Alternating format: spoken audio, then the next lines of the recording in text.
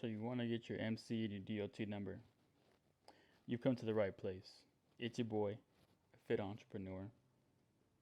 So today we'll be talking about the application and the process of getting your MC and your DOT number so that way you can get on the road legally for hire to carry freight. Before we get started, I'd like to introduce myself and just say that I have an MC and a DOT number. I started my non-CDL hotshot company back in September of 2025 with my father, and we still are in business. We still have an active MC, DOT number, and are hauling freight for hire. So let's talk about why exactly it is important to have your MC and your DOT number when wanting to start hotshot or any other transportation business. Number one, it is a law. So the Department of Transportation does require that you have your MC and your DOT number when you're hauling interstate. Number two, if you don't have your MC but you are legally working under someone else's MC, they do take a percentage for you to work under their MC, which is okay if you have your own MC kind of growing its age on the side, right? And we can talk about that in a separate video. But if you don't have an MC and you're working under someone else's authority, they will be taking a percentage of your earnings, which a lot of times it looks like an 80-20 split where you'll get 80% and they'll take 20%, which is not too bad, but over time that does add up. All right, so we talked about why exactly it is important to get your MC and your DOT number. Now let's do the step-by-step guide on how to get your MC and your DOT number. So you're going to want to go to the FMCSA website, the official website. There's going to be a tab that says something like registration. You'll hit that tab and you're going to want to apply for a US DOT number and or MC number. You'll hit this tab. Now this is going to take you to the URS registration portal, which is a unified registration portal. You are going to have to make a login. If you don't have one already with them, you're going to have to create a login. So with this login, you'll be able to track your application, update any information, and you can also file your insurance information or any BLC3 filings if needed in the future. So after you created your account and you're registering, you're going to start entering your business information.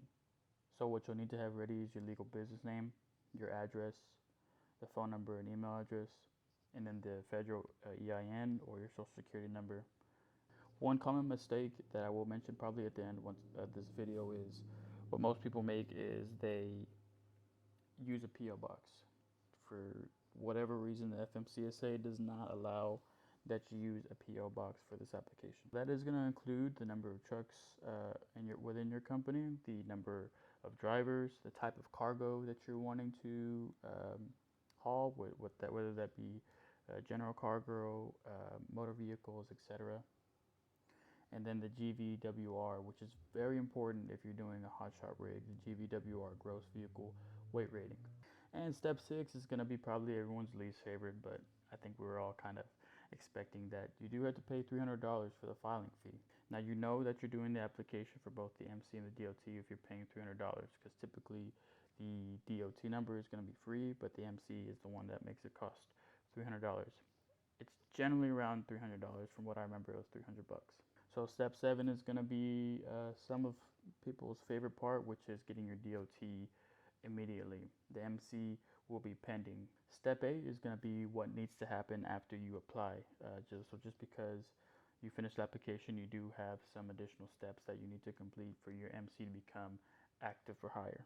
So 3 things that are going to happen after you do the application. Number 1 is going to be choosing a BOC filing agent. So I went under Northwest for my filing for my BOC3, which is a filing agent. I also went with them for my LLC. I'll leave the link in the description below so that way you guys can streamline your process a lot easier than I did. So BOC3 filing is going to be the process serving agent for the company, which is required by FMCSA.